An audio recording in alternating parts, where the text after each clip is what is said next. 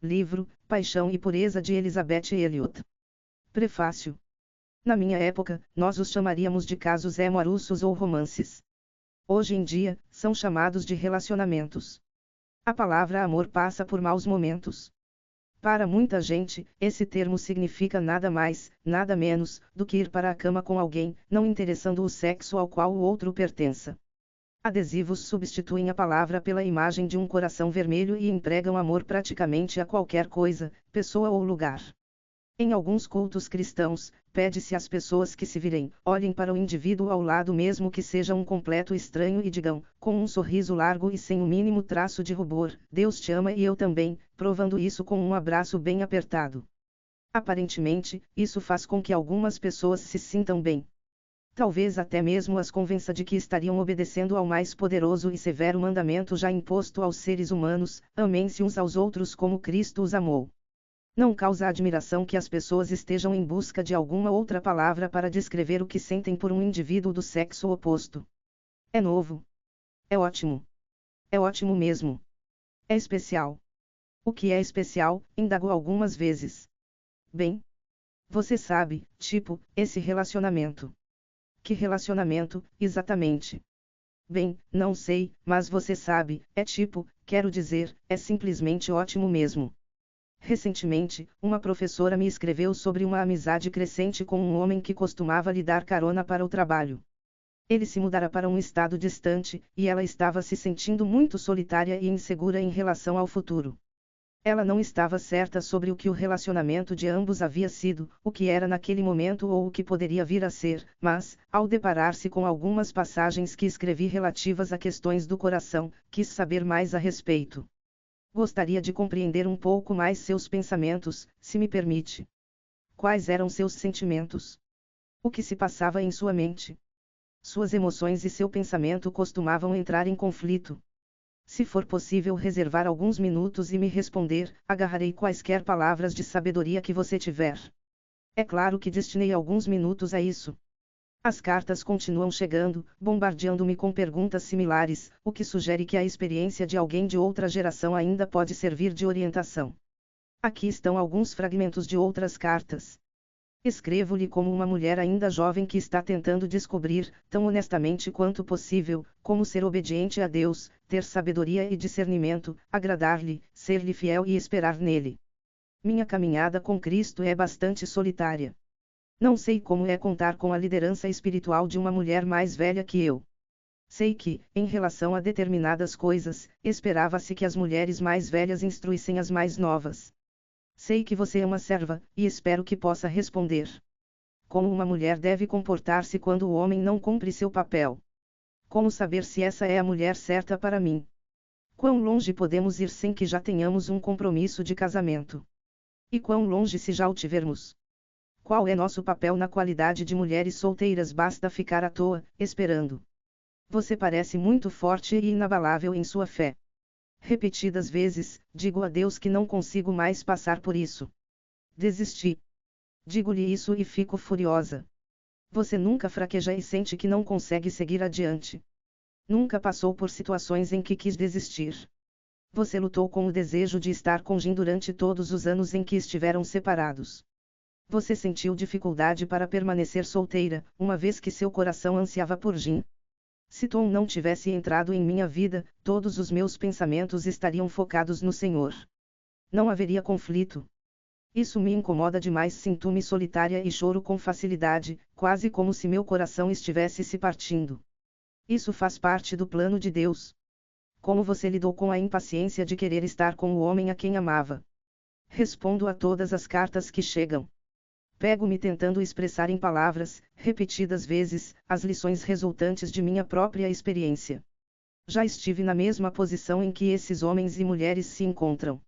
Sei exatamente o que querem dizer. Temo que, com frequência, minhas respostas pareçam fragmentadas e ásperas. Ah, ela é dogmática demais. Não é solidária.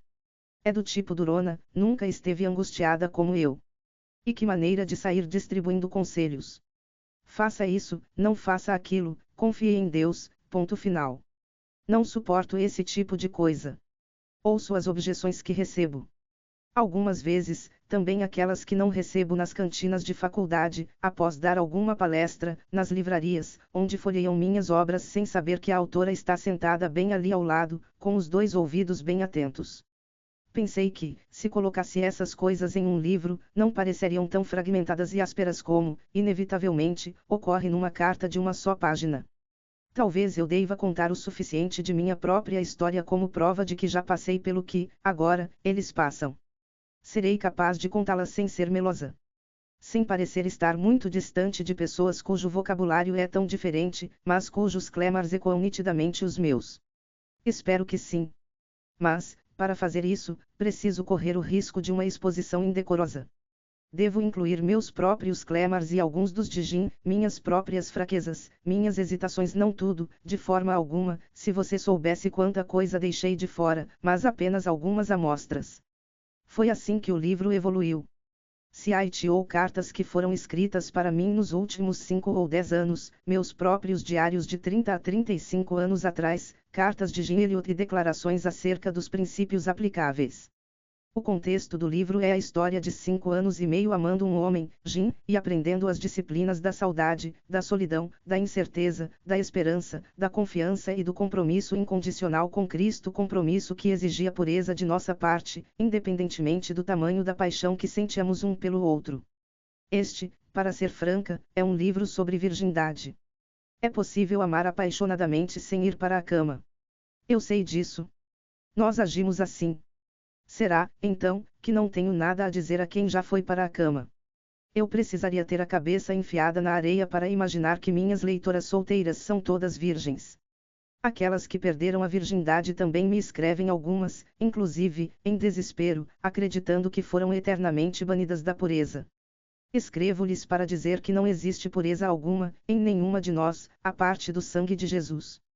Todas nós, sem exceção, somos pecadoras e pecamos algumas de uma forma, outras de outra. Se eu puder ajudar algumas a evitarem o pecado, quero fazê-lo. Se eu puder mostrar a algumas pessoas que a mensagem do Evangelho possibilita um novo nascimento, um novo começo e uma nova criação, quero fazê-lo. A vida amorosa de um cristão é um campo de batalha crítico. Precisamente ali se determinará quem é o Senhor, o mundo, o próprio eu e o diabo, ou Cristo, o Senhor. Essa é a razão para eu correr o risco. Minha própria história de amor pode ser mais ou menos interessante para algumas pessoas, as cartas do tipo coluna sentimental e minhas respostas podem ser divertidas, porém, minha principal preocupação é que as leitoras considerem a autoridade de Cristo sobre as paixões humanas e ponham a pureza em seus corações. Na providência de Deus, recebi 3 oportunidades para refletir acerca dos princípios que aqui descrevo e para tentar pô-los em prática. Casei-me 3 vezes, com Jim Elliot, morto por indígenas na selva equatoriana, com Addison Leach, morto pelo câncer, e com Lars Gren, que passa bem no momento em que escrevo estas palavras. Meu relacionamento com Lars já dura quase 6 anos mais do que duraram meus relacionamentos com Jim ou Ed, por isso, ele diz que está na dianteira. Espero que ele me ultrapasse. Não contarei as histórias dos 3. O segmento de Jim Elliot deve ser suficiente como pano de fundo para o que desejo dizer. Aqui está uma cronologia desse segmento. 1947 ambos éramos estudantes no Eton College, Illinois. Ele visita nossa casa, em Nova Jersey, no Natal. 1948 Jim confessa seu amor por mim pouco antes de eu me formar. Verão, eu em Oklahoma, ele viajando com um grupo de evangelismo. Não trocamos correspondências. Outono, decisão dele de começar a escrever para mim quando eu fosse para a escola bíblica no Canadá. 1949 Jim se forma e volta para casa, em Portland, Oregon. Eu trabalho em Alberta, depois visito a casa dele. 1950 Jim em casa, trabalhando, estudando e preparando-se para o trabalho missionário. Eu na Flórida. Passamos 2 dias em Wheaton por ocasião do casamento de meu irmão, Dave Howard. 1951 voltamos a nos encontrar quando Jim vem para o leste, a fim de palestrar em reuniões missionárias em Nova York e Nova Jersey. 1952 Fevereiro, Jim embarca para o Equador. Abril, eu embarco para o Equador. Passamos vários meses em Quito, morando com famílias equatorianas, para aprender espanhol por imersão. Agosto, Jim se muda para Xandia, na selva oriental, para trabalhar com os indígenas da tribo Quichua. setembro, eu me mudo para São Miguel, na selva ocidental, para trabalhar com os indígenas da tribo Colorado. 1953 janeiro, voltamos a nos encontrar em Quito, e Jim me pede em casamento. Noivado anunciado. Junho, mudo-me para Dos Rios, na selva oriental, para iniciar o estudo de Quichua, cumprindo a condição de seu pedido: não vou me casar com você enquanto você não aprender essa língua. 8 de outubro, casamos em Quito. 1955 nasce Valerie, nossa filha. 1956 8 de janeiro, Jim é morto pelas lanças dos Auca. Para a história completa, leia com devoção e através dos portais do Esplendor. Introdução. Na pilha de correspondências que aguardava meu retorno para casa, havia um bilhete dizendo que Lars Gren telefonara e gostaria que eu retornasse a ligação. Veja, Lars é um de meus amigos mais queridos, casado com outra amiga querida, Elizabeth Elliot. Então, eu telefonei. Elizabeth atendeu, surpresa por Lars ter ligado para mim, sem saber do que se tratava.